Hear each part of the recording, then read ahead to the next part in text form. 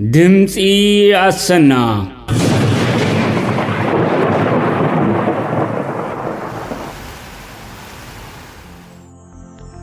ازي كاب كتما لندن زم حلالف دمصهم دمسي السنايو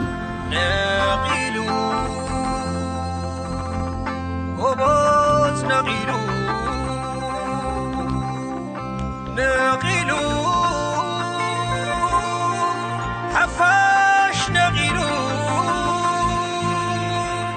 ملك وحدان تعالو نغيلو ساعات أغيلو وغن عسل حبر سبر وغن تعاكب الزبزب وغن تعاكب الزبزب في اللي كان سلتلازب سلام حزبي تبنى أخيرنا لو تغنى عديكم هو مداني سعد أخير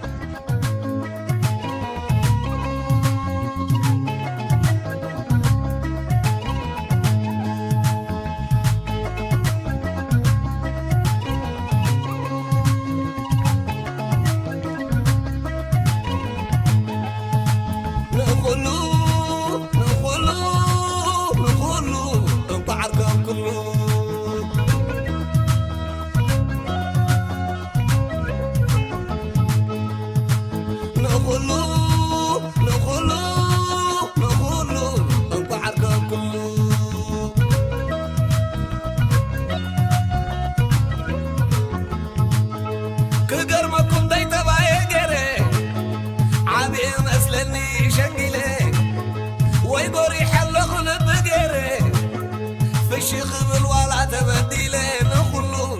بعركم كله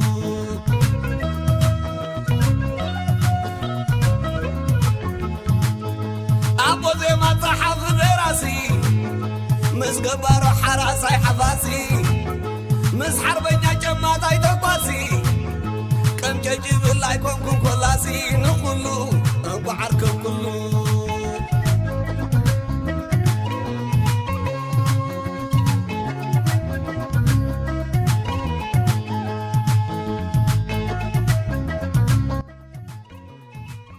ኤርትራ ዳግማይ መስቀላዊ መንገዲ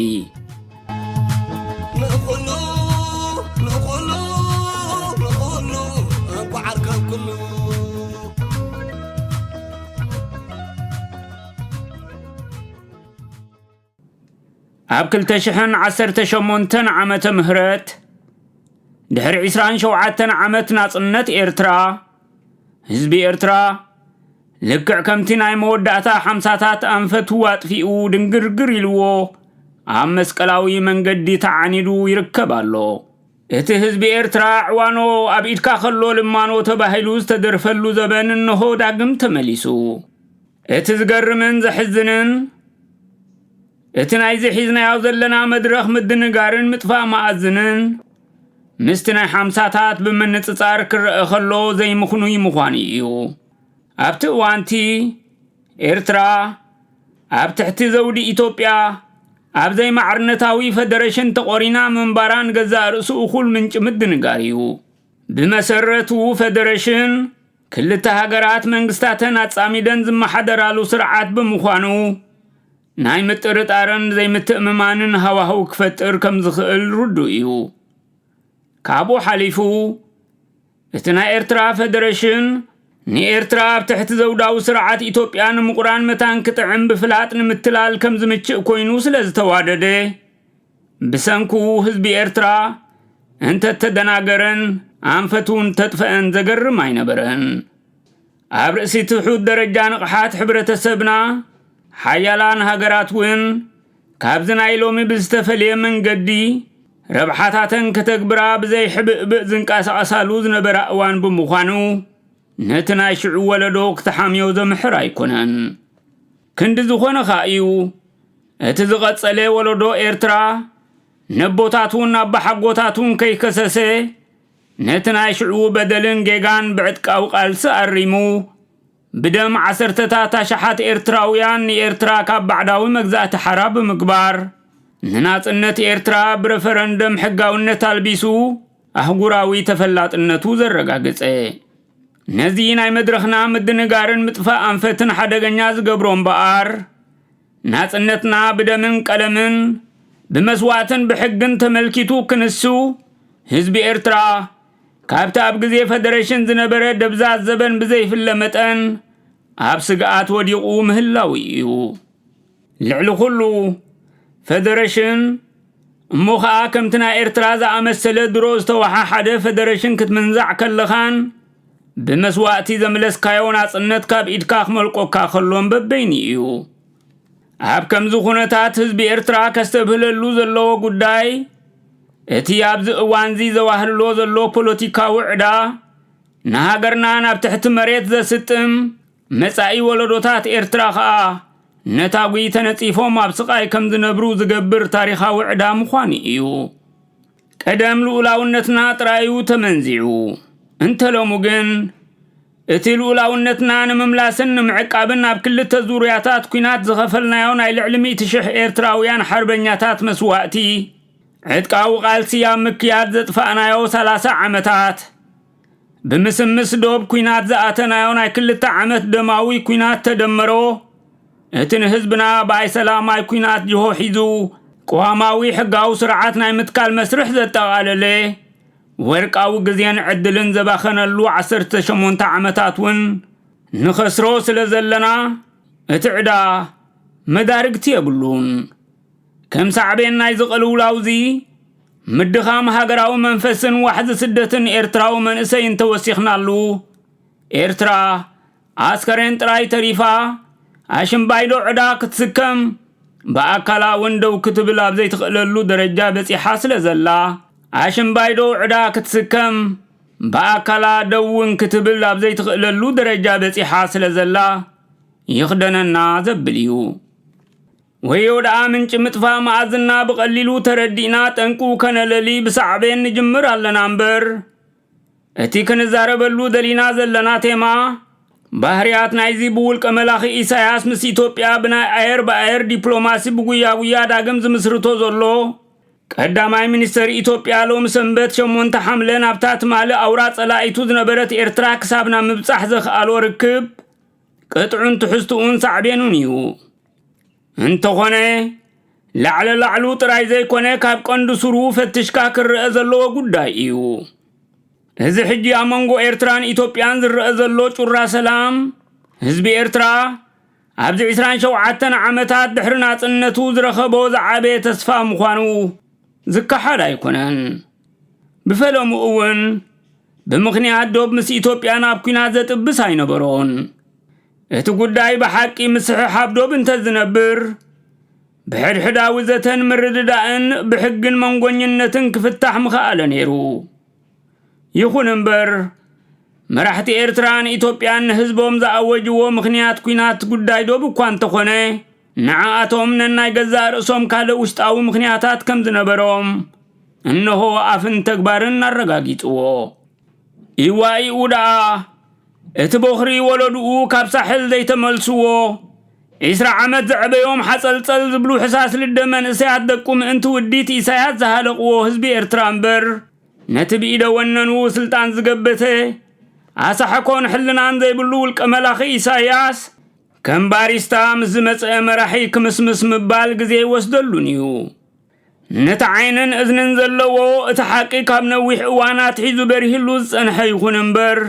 ውልቀ መላኺ ኢሳያስ ስምምዕ አልጀሪስን ብይን ኮሚሽን ዶብ ኤርትራን ኢትዮጵያን ከይተተግበረ ምስ መንግስቲ ኢትዮጵያ ይንዛረብ ኢና ክብል 16 ዓመታት ንህዝቢ ኤርትራ ላላቢልዎ ክንሱ ሕጂ መንግስቲ ኢትዮጵያ ጠለቡ ሙሉእ ብሙሉእ ከተግብሮ ቅሩብነት ኣብ ዝገለጸሉ እዋን ግልብጥ ኢሉ ኣይፋልን ጉዳይ ዶብ ይጽናሐልና ቀዳምነትና ምርግጋ ኢትዮጵያ እዩ ኢሉ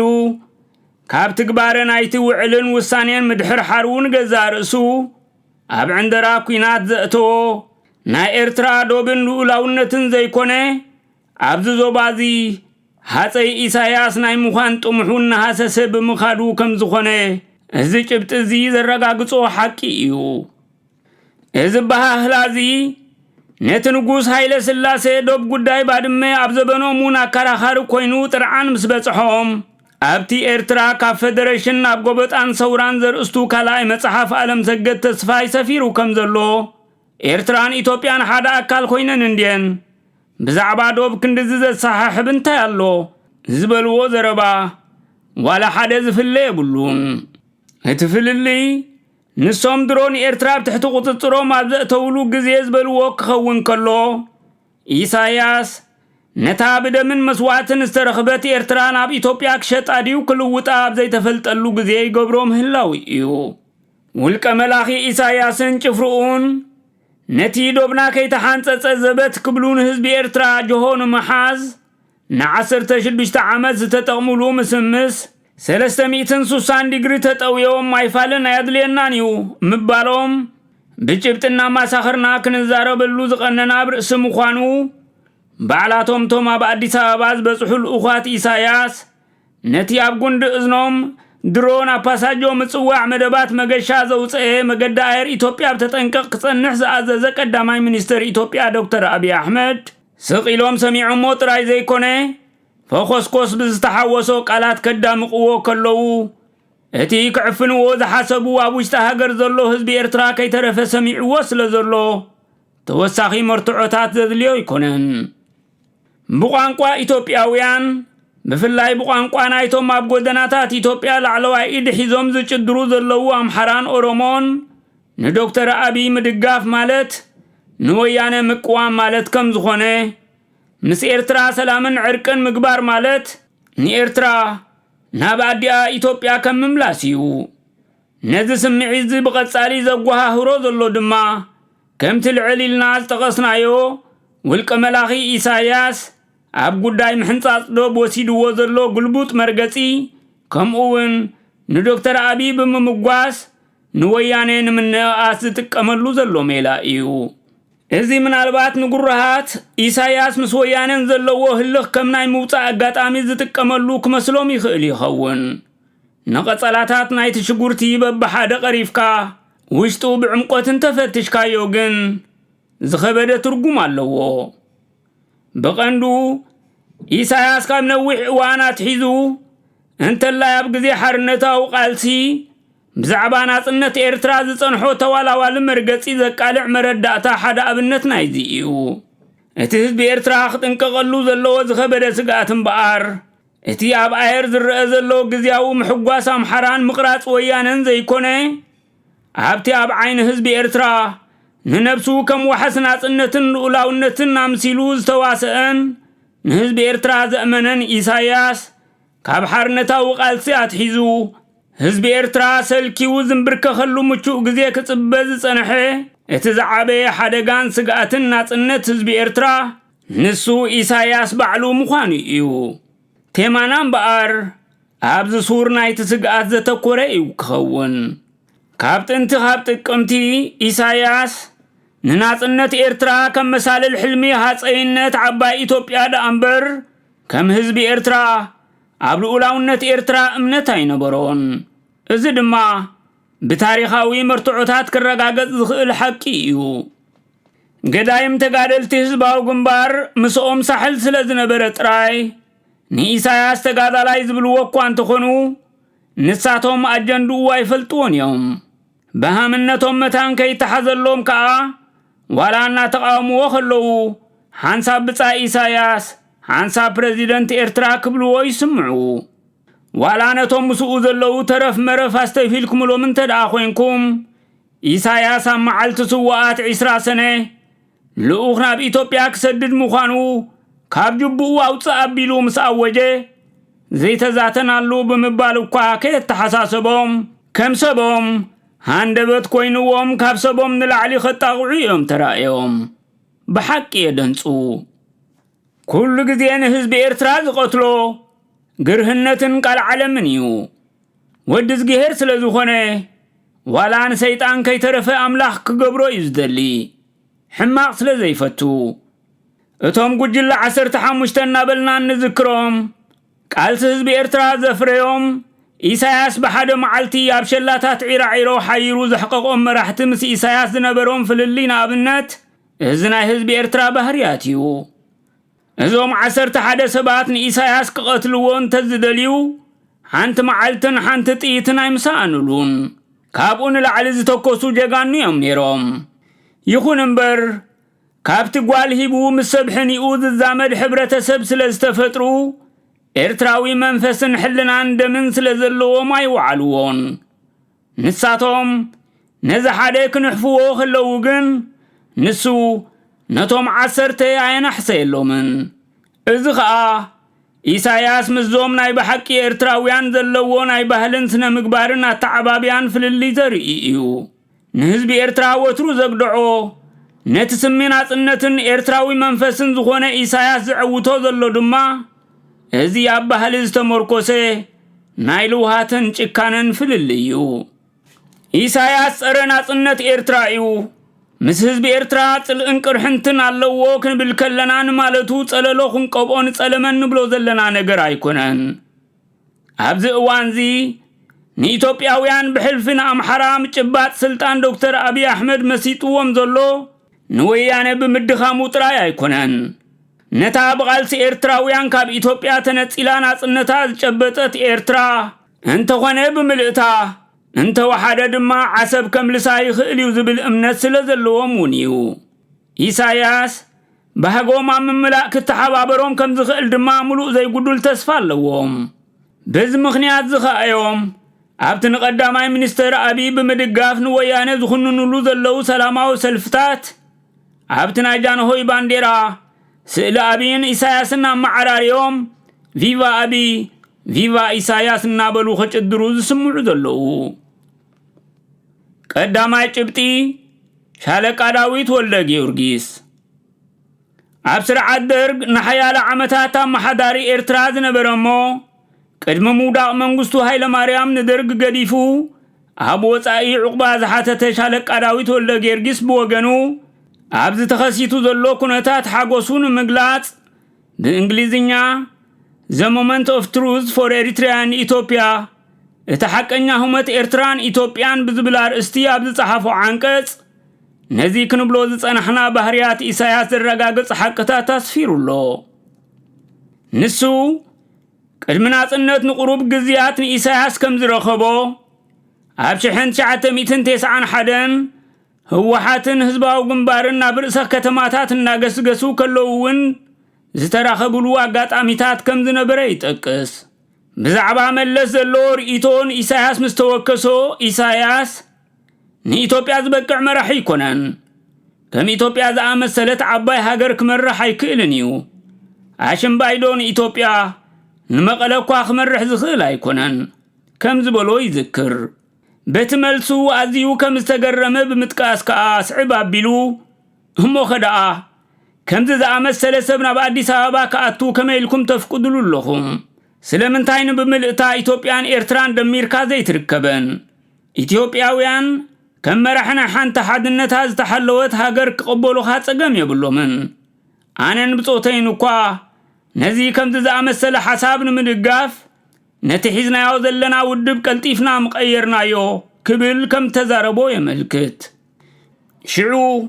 ገለ ካልኦት ኤርትራውያን ሰብ መዚ ከም ዝነበሩ ንሱውን ብስለሺ ፍስሓ ዝተባህለ ዓርኩ ተሰንዩ ከም ዝነበረ ብምዝኽኻር ከዓ ኢሳያስ ቅድሚ ምምላሱ ንገለ ካልኢት ስቕ ኢሉ ጸኒሑ ኣትርር ኣቢሉ ህዝባዊ ግንባር ንኸምዚ ዝኣመሰለ ኣጀንዳ ይተመስረተን እቲ ቃልሲ ንኤርትራ ሓራን ምውፃእ ስለ ዝተኻየደ ኣብዚ ናይ መወዳእታ ሰዓት ነቲ ዕላማ ክትቅይሮ ዝከኣል ኣይኮነን ከም ዝበሎ ይጠቅስ እንተኾነ ኣልግብ ኣቢሉ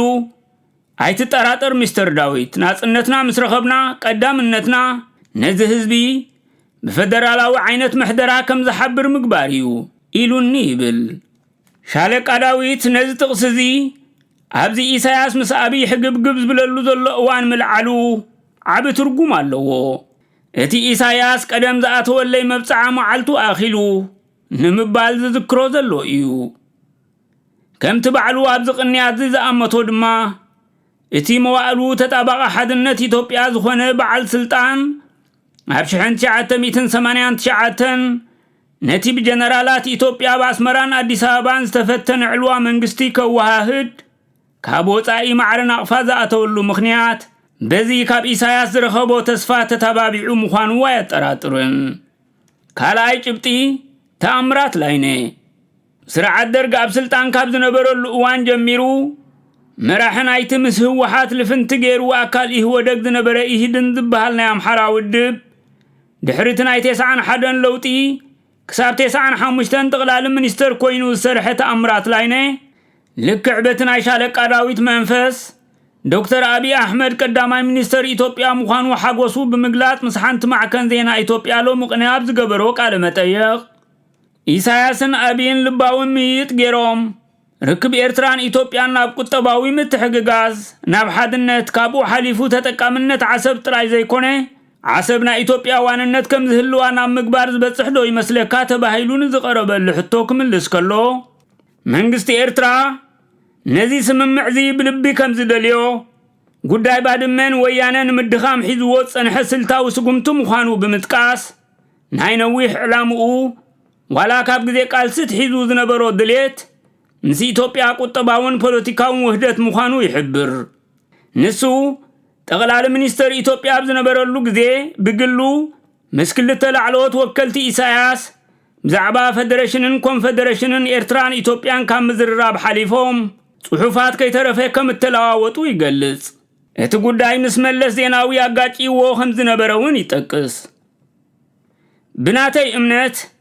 ከምዚኣቶም ዝኣመሰሉ ናይ ቁጠባን ፖለቲካን ርክባትን ተጀሚሮም ናይ ባድመ ይኹን ናይ ካልኦት ዶባት ሕቶ ባዕሉ ክጠፍእ እዩ። በንጻሩ እቲ ኣብ ኢትዮጵያ ቁስሊ ኮይኑ ከዛርብ ዝጸንሐ ጉዳይ ዓሰብ መፍትሒ ክርከበሉ እዩ ብምባል ኢትዮጵያ ቁጠባውን ፖለቲካውን ጠለባት ኤርትራን ተዳእማሊኣ ኢትዮጵያ መጀመሪያ ብውሕድ ክፍሊት ድሓር ብነጻ ተጠቃምነት ኣብ መወዳእታ ዓሰብ ኣፍ ደገ ባሕሪ ኢትዮጵያ ክትከውን ትኽእል እያ ዝብል መረዳእታ ከም ዘለዎ ይገልጽ። በዚ መንጽር እቲ ቀዳማይ ሚኒስተር አብይ አሕመድ ዝወስዶ ዘሎ ስጉምቲ ቁኑዕ ምዃኑ ድማ የገንዝብ። ሳልሳይ ጭብጢ ቀዳማይ ሚኒስተር ኢትዮጵያ ነበር መለስ ዜናዊ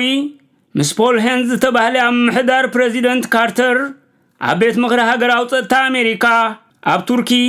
ከምኡውን ኣብ ኢትዮጵያ ሓላፊ መደበር CIA ዝነበረ በዓል ስልጣን ቅድሚ ናጽነት ኣብ 1990 ዝገበሮ ቃለ መጠይቕ ፖል ሄንዝ ንመለስ ንጉዳይ ምንጻል ካብ ኢትዮጵያ ብምውድዳር ምስ መርገጺ ኤርትራውያን ብኸመይ ትርእዮ ኢሉ ንዝሓተቶ ሕቶ መለስ ህዝባዊ ግንባር ሓርነት ኤርትራ ሓደ ጸገም ኣለዎ ንሱ ድማ ህዝቢ ኤርትራን ስርዓት ደርግ ኣዝዩ ስለ ዝጸልኦ ናይ ምንጻል ስምዒት ኣሕዲሩ ምህላዊ እዩ። ህዝቢ ኤርትራ ህዝባዊ ግንባር ኣስመራ ዝተቆጻጸረሉ ግዜ ናጽነት ክእውጅ እዩ ዝደሊ። ኢሳያስ እዚ ክፈጥሮ ዝኽእል ጸገማት ኣጸቢቑ ይፈልጥ እዩ። ኣብ ዝሓለፈ ዓመት ነዚ ጉዳይ ብዙሕ ሓሲቡሉ እዩ እንተኾነ ካብ ህዝቢ ብርቱዕ ጸቕጢ እዩ ዘለዎ ንዕኡ ኣዝዩ ከቢድ ብድሆ እዩ። ፖል ሄንዝ እቶም ኣብ ከበሳ ዝርከቡ ክርስቲያን ኤርትራውያን ማዕረቶም ኤርትራውያን ኣስላም ቁልጡፍ ምእዋጅ ናጽነት ይደልዮም ማለት ድዩ? መለስ ኣብዚ ጉዳይ እዚ ዝተፈላለየ ርእይቶ እዩ ዘሎ። ብሓፈሻ ግን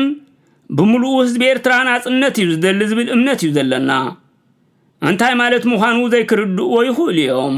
እዞም ህዝቢ ኣብ ሓደ እዋን ኣጸቢቖም ኣብ ሓድነት ምስ ኢትዮጵያ ዝኣምኑ ዝነበሩ እዮም። ይኹን እምበር ናይ ሸዋ ኣምሓራ ነቲ ስምዒት ደምሲሶሞ እዮም። ኤርትራውያን ደቂ ኸበሳ ካብ መሪሕነት ህዝባዊ ግንባር ንላዕሊ ኩቱር ተርባጽ ናጽነት ኣለዎም። ኢሳያስ ኣብ ናጽነት ብድሆታት ከም ዘለዎ ይረኣዮ እዩ። ተሃዊኹ ናጽነት ብምእዋጅ ድማ ንገዛእ ነብሱ ጸገም ክፈጥር ኣይደልን። እንተኾነ ግን ናይቲ ጉዳይ ምሉእ ቁጽጽር የብሉን ክብል ይምልስ። ካብ ርእይቶታት ናይዞም ንኣስታት 30 ዓመታት ምስ ኢሳያስ ናይ ቀረባ ርክብ ዝነበሮም መራሕቲ መንግስትን ምንቅስቓሳትን ኢትዮጵያ ክንበጽሖን ንኽእል መደምደምታ ኢሳያስ ኣብ ናጽነት ኤርትራ ጽኑዕ እምነት ከም ዘይነበሮ ካብ ግዜ ቃልስት ሒዙ ንኤርትራ ከም መሳልል ተጠቒሙ ንኢትዮጵያ ብቐጥታ ወይ ብሞግዚትነት ናይ ምቁጽጻር ሕዱር ሕልሚ ከም ዘለዎ ይኹን እምበር ከም ትመለስ ዝጠቐሶ እቲ ኩቱር ሃንቀውታ ናጽነት ህዝቢ ኤርትራ ውዲቱ ካብ ምትግባር ክዕንቅፎ ከም ዝጸንሐ እዩ። ብናተይ መረዳእታ ኢሳያስ ፍቅሪ ህዝቢ ኢትዮጵያ ስለዘለው ይኮነን ከምዚ ዝኣመሰለ ድሌት ኣሕዲሩ ሽውሃት ስልጣኑ ገፊሕ ስለዝኾነ ኤርትራ ስለዝነኣሰቶ ከምቶም ዝቀደሙ ሃፀያት ሰፊሕ መሬት ተቋጻጺሩ ብዙሕ ህዝቢ ናይ ምግባር ባህጊ ስለዘለዎ እዩ ስለዚ ፍቅሪ ህዝቢ ዘይኮነ ስስዕ ስልጣን እዩ ኣብ ከምዚ ዝኣመሰለ ሕልሚ ኣውዲቕዎ ዘሎ ሻለቃ ዳዊት ብዛዕባ መለስ ምስሓተቶ ብኡ ንብኡ መለስ ንኢትዮጵያ ይኮነን ንመቐለ እኳ ክመርሕ ከም ዘይክእል ደርጊሑ ነቲ ንኤርትራን ኢትዮጵያን ጠቕሊልካ ናይ ምግዛእ ሕቶ ሻለቃ ዳዊት ክሳብ ዘስተብህለሉ ድሕሪ ስቕታ ዝመለሰሉ ምኽንያት ኣብ ልቡ ዝነበረ እንተተኻኢሉ ንኤርትራን ኢትዮጵያን ጸሚርካ ናይ ምግዛእ ጥሙሕ እንተዘየለ ብርሑቕ እናተቆጻጸርካ ወይ እንዳገበርካ ልዑል ጽልዋ ናይ ምህላው ድሌቱ ብቐጥታ ስለዝተተንከፈ እዩ ከምቲ ተኣምራት ላይነ ዝበሎ ኢሳያስ ነቲ ናይ ፌደሬሽን ኮንፌደሬሽን ጉዳይ ሓደ እዋን ብዓውታ ኣምሊቕዎ ነይሩ እዩ መራሕቲ ኤርትራ ቁጠባውን ፖለቲካውን ረብሓታቶም እንተተረጋጊጹ ሕቶ ልኡላውነት ባድመ ይኹን ካልእ ቦታታት ከም ዘየገድሶም ምግላጹ እውን ምስቲ ኢሳያስ ሎምቁነ ናብ ኣዲስ ኣበባ ልኡኻብ ሰደደሉ እዋን ምሕንጻጽ ዶብ ቀዳምነትና ኣይኮነን መርግጋ ኢትዮጵያዊ ብቐዳምነት ዘገድሰና ዝበሎ ብልክዕ ዝሰማማዕ እዩ እዚ ግን ከም መፍትሒ ስረ መፈለምታ ናይቲ ውዲት እዩ ክውሰድ ዝከኣል ኣብ መወዳእታ ኢሳያስ ስልጣኑ ኣብ ምንዋሕ ኮነ ጽልውኡ ኣብ ኢትዮጵያን ዞባናን ዘዕኹ ኸሉ ረብሓታት ካብ ኢትዮጵያን ተዳረኺቡ እንተስ ንወደብ ዓሰብ መጢዩ እንተስ ንኤርትራ ብፌደሬሽን ቆሪኑ ምስ መራሕቲ ኢትዮጵያ ብዓላት ክድቅስ ጸገም የብሉን ኣብዚ ኢሳያስ ነዛ ንእሽቶ ኤርትራ እኳ ብብቕዓት ከም መሓድር ብዘይምኽኣሉ ከምቲ ንመለስ ዝበሎ ኣሽምባይዶ መራሒ መላእ ኢትዮጵያ ከንቲባ ኣዲስ ኣበባ እኳ ክኸውን ከም ዘይክእል ተቓሊዑሉ ዘሎ እዋን በንጻሩ ቀዳማይ ሚኒስተር ኢትዮጵያ ዶክተር አብይ ኣሕመድ ኪኖ ኢትዮጵያ ተሃቢብሉ ዘሎ ግዜ ከምቲ በዓል ሻለቃ ዳዊት ቅድሚ 30 ዓመት ዘቕረብሉ ንኤርትራን ኢትዮጵያን ጸሚርካ ናይ ምግዛእ ሕቶ ዳግማይ ክቐርበሉ ዝሕሰብ ኣይኮነን ስለዚ ኢሳያስ ካብ ኮኸብ ጎረቤት ቁሩብ ብርሃን ረኺቡ ካብ ምንጽብራቕ ንላዕሊ ንባዕሉ ኮኸብ ክኾነሉ ኣብ ዘይክእል እዋን ደኣ ምስ ኢትዮጵያ ብፍላይ ምስ ቀዳማይ ሚኒስተር አብይ ሕግብግብ ዝብለሉ ዘሎ ምኽንያት እንታይ እዩ ነዚ እዋን ዝኸ ስለምንታይ መሪጽዎ ምፍታሽ ዘድልዮ ጉዳይ እዩ ነዚ ብዕምቆት ንምርዳእ ጠንቂ ናይቲ ካብ 1998 ክሳብ 2000 ዓመተ ምህረት ኣብ መንጎ ኤርትራን ኢትዮጵያን ዝተኻየደ ኩናት ብሓጺሩ ምጥቃስ የድሊ እቲ ዶብ ከይተሓንጸጸ ምስ ኢትዮጵያ ዘረባ የብልናን ኢሉን 16 ዓመት ምንቕ ምባል ኣብዩ ጸንሐ ኢሳያስ ቀዳማይ ሚኒስተር አብይን ስምምዕ አልጀሪስን ውሳኔ ኮሚሽን ዶባትን ከም እተቐበሎ ምስ ገለጸ ግምጥል ኢሉ ምሕንጻጽ ዶብ ከም ዘየህውኾ ምርግጋ ኢትዮጵያ ብቐዳምነት ከም ዘገድሶ ብኡ ንብኡ መርገጺኡ ምቕያሩ እቲ ዓሰርተታት ኣሽሓት መንእሰያት ኤርትራን ኢትዮጵያን ዘህለቐ ኩናት ከምቲ ሽዑ ዝተባህለ ናይ ዶብ ኩናት ኣይኮነን ነይሩ ኣብ መንጎ ኢሳያስን መለስን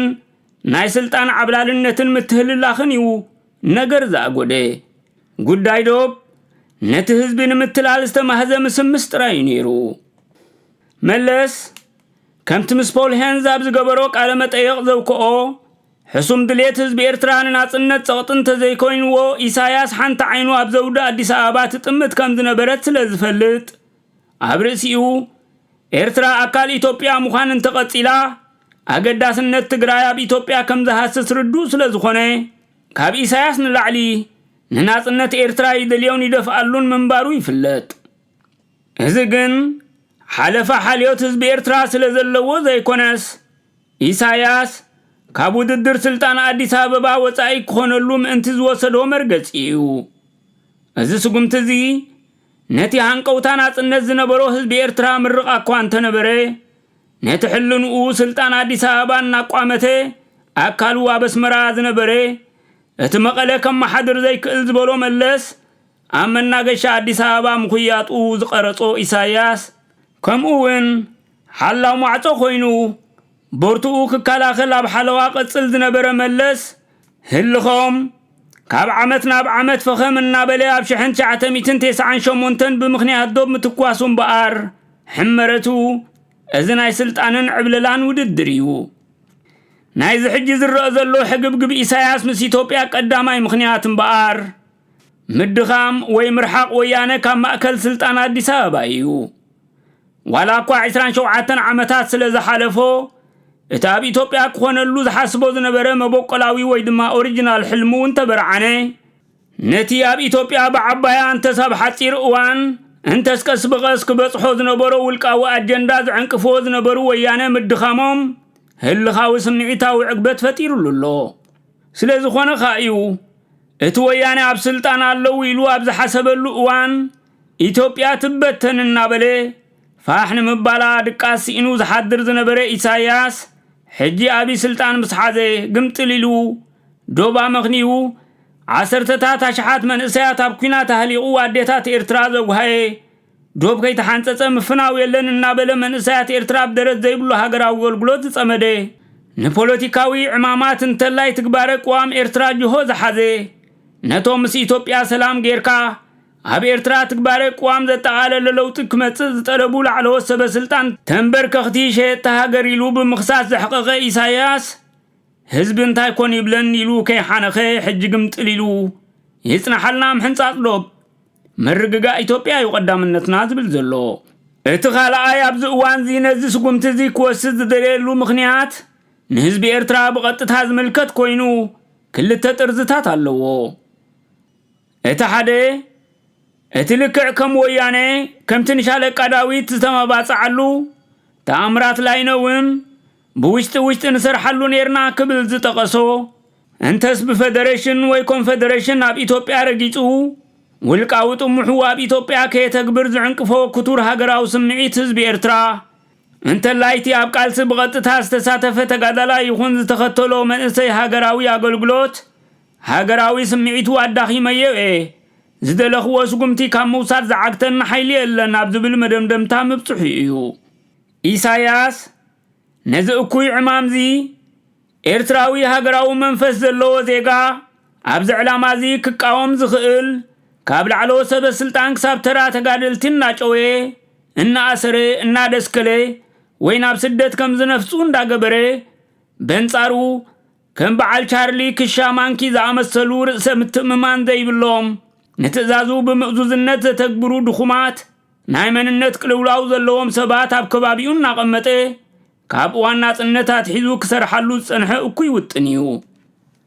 بغندو من اسي إرتراب درد زي بلو هاقراوي اقلقلوت اميدو شماقلتات كي ترفه بسم حزباو سراويت كم زسرعو غيرو نحزب إرترا اب تحت قطصرو زنبر زتعززو زقبر حبرة سبع سكرنا قيروو بزد ما تنك سدت من اسيات كوينون إرترا وعقم تنكيقو نزي قداي زي كاب قزي حرنتا وقالسيات حيزو يسريحلو اب حزباو قنبار صنعات متكلاويان زقامو تقادلتن دحري حنساب منكع حنساب يمين يلو بمونجال اب حلوا سوران نحققي بعبيو مسويانة تحبابيرون تقادلو حرنت إرترا كاميدا إرتران موتا وصدوس قمت مجمريانا يزود ديزيو اتببزحي امنت مسلمنا ذا ساتف زنبره ودب اميدا إرترا خلون عصنت انتمسيو نتاب إثيوبيا زلو حلمي عنقفات كخونو كم زخل سلز قمتا يوخا باقون جبها زحققا بزي كازيني إرترا وعقم سب زملكت محبراو برست قطباو عنوت بمسعابون حزب إرترا كم زدخم غيرو ايو ابتا بنوس متن فابريكاتات اب افريكا تفلت إرترا زنبرا فابريكاتات بزي كان دابيران كالوت مستزفترو عسكرنا وبهريات زتأساسرا حاد خلته دارغا خلن فابريكاتات تعطين انجنرات إرترا نقادو إرترا كي سرحو بتأزازن نتفتاتهم بمنقد هقدف كم زبحات بمقبارن نابست فلاليا هقرات أفريقان دوباين تبتاتينهم إساياس نتو مابوشت إرترا زنبرو إرتراويان ترا زي كوني نتو ماب إثيوبيا زنبرو مأكلوتن هبتاماتن سب نبرتون بتزاواري الرخاخي بلوم هيو ولا كواتي كاب إثيوبيا زسوغوغم منغستي إثيوبيا بتقبن بقدامنت حتت انتخوني كم تنقنا يتقجت ملافنتنا يتعقرقر زنبرا إساياس نبعلو كاب تحتاتنتا يملتنيو كينوزي بحق قطبا زي كوني بتأزاز وقابات إيران أفا كاب عقمون لعلي كم زخبر غيرو نتاب سدت أبستحت درجة من نبابرو كوينو زو أهللون أبسدرو بحوالان لأخذن نابر ما إتاشحات إرتراو سدتنيا أبا عنكال دخنت كم ستم جيرو أبز أوانزي اتبز من قد زي سباون قطباون عقمو تدهيخو تروخ مشو ذلو هزب إرترا متكلاوي بوليتيكاو مرقسي كهلو أي كإلنيو دلاي كقبر يخيلي بمبالكايو حجي بسلامن عرقن تخويلو والقاوي أجندو كالسلاسل زفتن زلو عبد من البات كنذكرو زقبا أمونغوزي إساياس نهزب إرترا كم دلاي كشتون كلووتون مانتي سباو عقمون قطباو حيلون بمدخام زي سلاسلو اكوي تكبارن اتسرعات نقوس هاي لسلاسي مس انجليز تحبابيرو إرترا بقطبا نفساي تخيلنيا تتاون يبلان تباهيلو بقللو مس إثيوبيان متصنباراز نبرو وطن معوات متان قللو فابريكاتات إرترا فقودو كالوت هاقرات بمشات عب إرترا برتنا ذروي شفتنت كم زقوها هرب مقبار زكايدو وديتاو تكبار تاريخاوي تماساسال النت زلو مخاني إيهو كابو زخفئي سرعات إساياس انت بغطتا انت بتزاواري مسرع شايدان بدوينن تحبابيرو إرتراو من إساي قداي زي حقاوي مسققار ويدما همان ترافيكين كوينو عبسيناين لبيان كم جيلانا تشتن انا تلوتن كم زتفق كم زوارد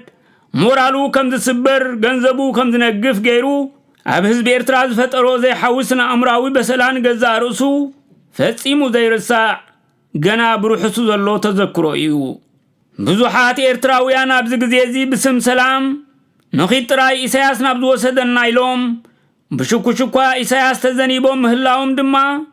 ምልክት ናይ ከምዚ ዝኣመሰለ ምስልካይን ምድናስን እዩ ኢሳያስ ብሓቂ ደላይ ሰላምን ተዝነብር ገና ኤርትራው ዓቕሚ ብሓዊ ኩናት ከይተለብለበ ብስደት ከይተበተነ ኸሎ ነቲ ብሩዋንዳን ኣሜሪካን ዝቐረበ እማመ ሰላም ንቀበሎ ኣብ ሕጊ ናብዘተን እውን ክንስዕር ንኽእል ኢና ብምባል ተጋዳላይ በራኺ ገብረስላሴ ብጽሑፍ ንዘቕረበሉ ምሕፅንታ ዘንበርክኽ የብልናን ክብል ብብድዒ ኣይምመለሰሉን እሞ ኸደኣ ድሕሪቲ ኩሉ ዕንወትን ህልቂትን ስዕረትን ዶብ ከይተሓንፀፀ ናብ አዲስ አበባ በጠበጥ ዝኸዱ ልኡኻት ኣፋኒዩ ሎሚ ድማ ቀዳማይ ሚኒስትር ኢትዮጵያ አብይ አሕመድ ክቅበላ በስመራ ባንዴራ ኢትዮጵያ እናውለብለበ ተንበርኪኹ ዝወዓለ ኢሳያስ ዶ ይኮነን በራኽን ብጾቱን መዓስ ኮይኖም ሰላም ቀጻልነት ዝህልዋ ብሕጋዊ ትካላት ብግልጽና በተሳታፍነት ህዝቢ ምስት ትኸውን እዩ አብዛናይ ሕጂ ብውልቀ መላኺ ኢሳያስ ተዳሂኻ ዘላ ኤርትራ ግን ሕጊ ግሉጽነት ተሳታፍነት ህዝቢ ስለዘይልቦ ውሕስነት ሰላም ክረጋገጽ ኣይክእልን እዩ ልዕሊ ኩሉ ምስ ህዝቡ ዘይተዓረቐ ኣብ ውሽጢ ሃገር ሰላም ዘይተኸለ ስርዓት ከመይ ልዩ ምስ ጎረቤት ዘተኣማምን ሰላም ከምጽእ ዝኽእል እሞ ኸኣ እቲ ኣብ ቅልውላውን ህውኮትን እምበር ኣብ ሰላም ምንባር ሕፅረት ትንፋስ ዘምጻሉ ኢሳያስ ንሰላም እኮ ኢሳያስ ኮነይ ልዩ ኣጥፊእዋ እምበር ሞሊቋ ይጠፋእቶን ብዝኾነ ኣብ መደምደምታ ናብዚ ጉዳይ ዝምምላስና ይተርፈናን እዩ ብዝኾነ ኣብ መደምደምታ እውን ናብዚ ጉዳይ ዝምምላስና ይተርፈናን እዩ እቲ ካልኣይ ብመንፅር ህዝቢ ኤርትራ ዝርአ ጥርዚ ናይዚ ኢሳያስ ምስ ኢትዮጵያ ንምትዕራቕ ዝወስዶ ዘሎ ስጉምቲ ብቐንዱ ምስ ህዝቢ ኤርትራ ስለ ዝተባእሰ ገበናዊ ተሓታትነቱ መሊኡ ስለ ዝፈሰሰ ካብ ሓላፍነት መሕቢእ ዝኾኖ ገፊሕ በዓትን ተረኸበ ኢሉ እዩ ኢሳያስ ክሳብ ዝፃውዒት ቀዳማይ ሚኒስትር ኢትዮጵያ ዝተቐበለሉ ግዜ ኣብ ቀጻሊ ወጥሪ እዩ ዝነብር ዘሎ በቲ መዓልታዊ ዝፍጽሞ ዘሎ ገበናት ኣብ ልቢ ኣሽሓት ኤርትራውያን ዘርእይዎ ዘሎ ጽልኢ ፈጢርዎ ዘሎ ናይ ሕነ ስምዒት በቐሊሉ ክሰዶ ከም ዘይክእል ኣጸቢቑ ስለ ዝፈልጥ ካብ ኣብ ጥስቲ ተጨቢጥካ ምንባር ኣብ ቃላይ ምስፋሕ ይሓይሽ ኢሉ ዝወሰዶ ምርጫ እውን እዩ እዚ ማለት በኣካል ኣብ አዲስ አበባ ክሕባእ እዩ ማለት ጥራይ ዘይኮነ ከምዚ ዝብሎ ዘሎ ዕርቀ ሰላም ብዝብል ተደጋጋሚ መዝሙር ኣብቲ ንነዊሕ ዓመታት ዓቕሉ ኣጻቢቡ ወጢርዎ ፀንሐ ሕብረተሰብ ኤርትራ ስነ ኣእምራዊ ለውጢ ብምምጻእ ነቲ ናብኡ ቀኒዑ ዝፀንሐ ትኹረት ከም ዝፎኩስ ምግባር እዩ ይኹን እምበር ድሕሪ ሓፂር ናይ ሕፅኖት ግዜ اتناي متحتتات قداي بزخرر ملكو ممصو ايكترفونيو تعاطيو صنحا امرو مستخفته ريست كم زخون كابته جبيت كام ساسافحكا مرغح هم زقلل متن ኢሳያስን መሐዮታቱን ኣብ ሓጺር እዋን ናብታ ዝነበርዋ ጸባብ ኩርናዕ ከም ዝምለሱ ዘጠራጥር ኣይኮነን። ኣብ ርእሲ እዚ ኣቐድም ኣቢልና ዝጠቐስናዮ ጭብጥታት ሕማሙ ስስዕን ዕብለላን ስልጣን ምዃኑ ዘረጋግጽ ተወሳኺ ኣብነት ከምቲ ኣብ ዝመጸ ቃለ መጠይቕ ኢሳያስ ኣሜሪካ ንኣፍሪቃ ብኣርባዕተ ዞባታት ጽልዋ መቓቒሎም ንወያነ ናይ ዝከባቢ ተቋጻጽርቲ ገይሮሞም እናበለ ወግሐ ጸብሐ ዘስምዖ ዝነበረ ምቁርምራም እዩ። ስለዚ ምዝ ተኣሳሲሩ ክረኽቦ ዝህቅን ዘሎ መኽሰብ ዲፕሎማስያዊ መስተንፈሲ እዩ። ልክዕ ከምቲ ምስ ወያነ ጉዳይ ዕብለላን ስልጣንን እምበር ዶብ ዘየባእሶ ምስ ኣሜሪካ ጻሊእዎ ዝነበረ እውን ኣብዚ ዞባ ከም ኣገዳሲ መራሒ ግምትን ኣቓልቦን ምስኣኑ ደኣ እምበር ከምቲ ኢሳያስ በዓል መጸ ዝነዝሖ ዝነበረ ፕሮፓጋንዳ ከማው ሓስቲ ስምምዕ አልጀሪስ መጠን ወያነ ጸጥ ገይሮም ንውሳኔ ኮሚሽን ዶብ ስለዘይተግበርዎ ይኮነን። ከምኡ እንተዝኸውን ነይሩ እነሆ በሉ ኢትዮጵያ ተቐቢላቶ ኣብ ምትግባሩ ተሓባበሩና እምበለምበር ከምቲ ኣሜሪካን ወያነ ኢንፊጅን ትኾኖላ እንዳበለ ዘቕርቦ ዝነበረ ዘለፋ ሕጂ ንገዛ ርእሱ ነቲ በኣሉታ ዝገልጾ ዝነበረ ድሌት ኣሜሪካ ኣይምርዓሞን። ኣብዚ ዝጠቐስናዮ ህዝቢ ኤርትራ ዝርከበሉ ዘሎ ናይ ሕንፍሽፍሽን ምትላልን መስቀላዊ መንገዲ እምበኣር ህዝቢ ኤርትራ ከም ቀደሙ ባህጊ ሰላምን ዕርቅን ዓቂቡ ብስም ሰላም ኣብ ዘጉላዕልዐ ዓዊል ከይጠፍእ ከቢድ ጥንቃቄ ንምግባር ወለቕ ዘለቕ ከይበለ ልኡላውነቱ ከም ህዝብን ሃገርን ንምሕላው ጽኑዕ ምክትታል ክገብር ይግብኦ። بقدامنت كستبهللو زلو ጉዳይ ኣብ ዝሓጺር ሃገራዊ ታሪኹ ፍርቀ ፍርቅን ተዘይኮይኑ ሙሉእ ዓወት ረኺቡ ዘይፈልጥ ህዝቢ ምዃኑ እዩ። ኣብ 50ታት ዝገበሮ ፌደሬሽን ሙሉእ ማዕርነታዊ ፌደሬሽን ኣይነበረን። ኣብ ትሕቲ ዘውዲ ኢትዮጵያ ዝተኻየደ መቑረንቲ እዩ። ብናይ ዓሰርተታት ኣሽሓት መስዋዕቲ ጀጋን እውን ናጽነት ኤርትራ ተረኺቡ እንተኾነ ባእጉ ዶባቱ ስለዘይተነጸረ ምስ የመን ኢትዮጵያ ጅቡቲ ኣብ ግጭትን ኩናትን ኣትዩ ተወሳኺ ከቢድ ዋጋ ከፊሉ ሕጂ እውን ድሕርቲ ከቢድ ኩናት ዝተዋህበ ብይን ልኡላዊ መሬቱ ሕጋዊ ተፈላጥነት ረኺቡ ንመጻኢ ወለዶታቱ ዘቕስን ሓድጊ ኣብ ክንዲ ዝገድፍ ንውልቃዊ ጥሙሕ ኢሳያስ ምእንቲ ክጥዕም ከምቲ ኢሳያስ ኣሊምዎ ዘሎ ንመጻኢ ወለዶ ድቃስ ዝኸልእ ፈንጂ ተቐቢሩ ክተርፍ ከፍቅድ የብሉን። ስለዚ ህዝቢ ኤርትራ ኢሳያስ ናብ ዘበለ የብል ብመሰረቱ ውዕል አልጀሪስን ውሳኔ ኮሚሽን ዶባቱ ክሕንጸጽ ከም ዘለዎ ብትርኽ ቃለሰሉ ይግባእ። ብሕልፊ ካብቶም ልኡላዊ መሬትና ተደፊሩን ናበልኩም ቀያድን ናይ መወዳእታን ቢን ኮሚሽን ዶብ ክትግበር ኣለዎ ዝብል መስመር ናይቲ ስርዓት ክደግሙ ዝጸናሕኩም ኤርትራውያን እንተሊኹም ኢሳያስ ዋላ ወለቕ ዘለቕ እንተበለ ኣብቲ ዝጸናሕኩሞ መስመር ረጊጽኩም ንምትግባሩ ክትጣበቑ ሃገራዊ ግቡእኩም ምዃኑ ክትገንዘቡ ይግባእ። ኢሳያስ ከምቲ 16 ዓመት ደድሕሪኡ ትደግምዎ ዝነበርኩም ንውሳኔ ትግባረ ዶባት እንተዘይፈጺምዎ ቀዳሞት ተቃወምቱ ንስኻትኩም ክትኮኑ ኣለኩም። እቶም ድሮ ክንቃወሞ ዝጸናሕና ድማ ደገፍትኩም ኮይና ክንርከብ ኢና። እቲ ዕርቀ ሰላም በዚ ሕጋዊ መበገስን ተጀሚሩ ኢንሻአላህ ሰላም ደኣ መን ይጸልኦ። ካብኡ ቀጺልና ድማ ብሓባር እቲ ሰላም ፍትሒ ከም ዝወልድ ንገብር። ምኽንያቱ ከምቲ ቅድም ኢልና ዝጠቐስናዮ ኣብቲ ናይ ፍርቀ ዕጫና መዝገብ ዝርከብ ንኹላትና ዘራኽበና ካልእ ዝዓበየ ሃገራዊ ጉዳይ እቲ ጸዲቑ ዘይተተግበረ ሃገራዊ ቋምና እዩ። ብሰንኪ ዕንደራን ቀይዲ ኣልቦነትን ውልቀ መላኺ ኢሳያስ ነቲ ብደም ዘረጋገጽናዮ ናጽነት ቀዋማዊ መንግስቲ ተኺልና ብሓርነትን ፍትሕን ኣይደራዕናዮን። ብቕዋም ዝተተኽሉ ከም ሃገራዊ ባይቶ ነፃ ቤት ፍርዲ ዝኣመሰሉ ዲሞክራሲያዊ ትካላት ስለ ዘይብልና ኮይና ነቲ ናይ ኢሳያስ ሰላም ሓቅነቱ ምልላይ ሲኢናዮ ዘለና። ስለዚ ለይትን ቀትርን ክንቃለሰሉ ዘለና ሃገራዊ ዕዮ ገዛ ትግባረ ቋም ኤርትራ እዩ። ንኤርትራውያን ንሕድሕድና ዘተዓርቐና ንሱ እቲ ሃገራዊ ቋም እዩ። كلاتنا تعريقنا زاتنا يا سلام كايو وحسنت هالليو مس حزبنا ولودوتات كنبر زخل عبز اوان زغن بوليتيكاو غداي إرترا نتعبعبو حيزو صنح ولق ملاخي إساياس طراي زيكونه نقداماي منستر ابي احمد ون بدو يو نت كله اب ኢትዮጵያ ዝገብሮ ዘሎ ኣብ ሕጋውነት ግሉጽነት مخبار سبعو مسل زامسلو فتحويان متكلات ዝተሰረተ ተግባራት ዋላ እኳ በቀጥታ ከተግብሮ ዘይክእል እንተኾነ ብውሕዱ ንውፁዕ ህዝቢ ኤርትራ ተመሳሳሊ ሰናይ እንተ ዘይተመኒሉ ኣብ ፍርዲ ይወድቕ እዩ ምኽንያቱ ኣብ አዲስ አበባ ጻድቃን ኣብ አስመራ መዋዕል ሸይጣን ምዃን በህዝብ ዘተዓዛዝብ በአምላክ ድማ ዘፍርድ ተግባር ስለዝኾነ ካቡ ሓሊፉ እዞም ክልተ መራሕቲ ባህሪያቶም ዘይራኸብ ከዋኽብቶም ዘይጋጠም ዋላ እንተኾነ ህዝቢ ኤርትራ ብተኣምር ሰላም እንተወሪድዎ ይመልአሉ አምላክ ይደግፎ ብሩኽ ምብጻሕ ይግበረሉ ኣብዚ ህዝቢ ኤርትራ ብዘየማት መንገዲ ክግንዘቦ ዘለዎ ጉዳይ ምስ ህዝቢ ኢትዮጵያ ዘለዎ ርክብ ዳግም ይሐዲሱ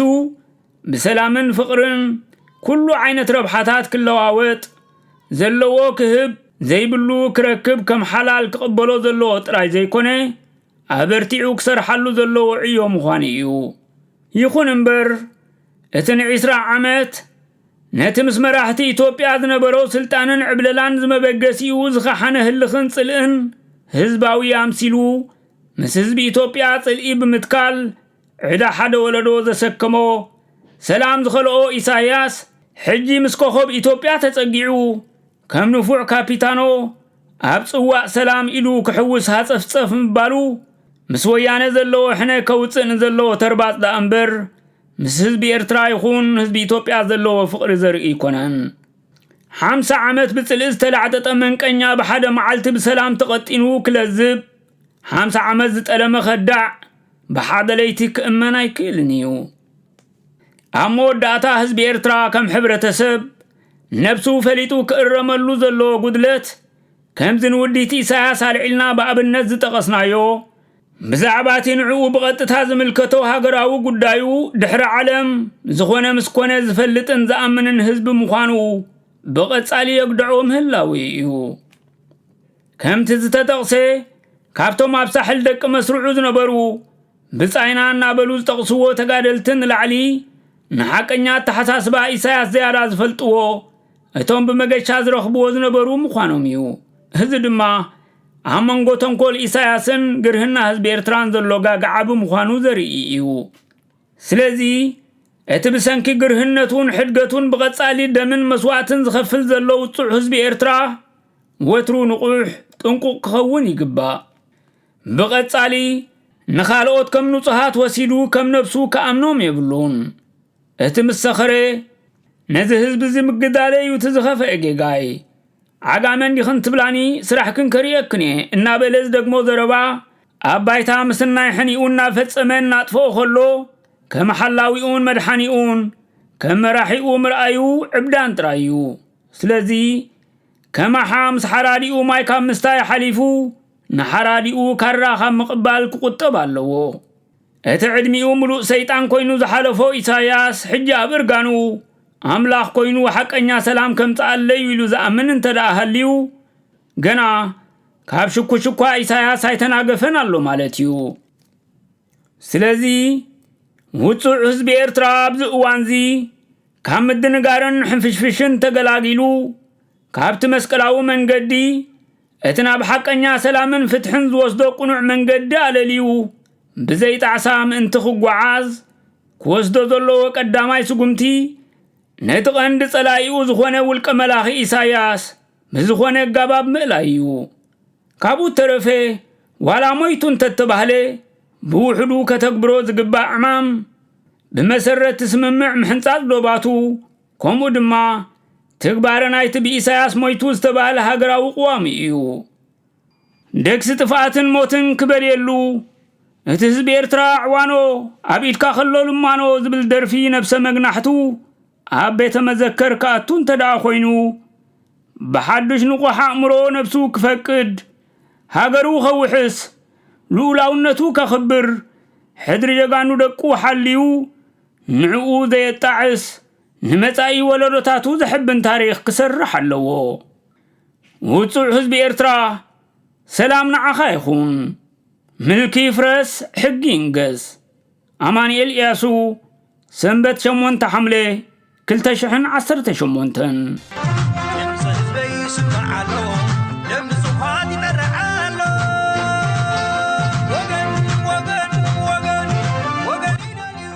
يغني لنا كبرى تخاتل تدمت السنة مكتتالكم منا مسقنا أبدا حديش يوتيوب channel أستناني وسون سابسكرايب كتقبرو دقيمنا نزخ آخركم بروح مشات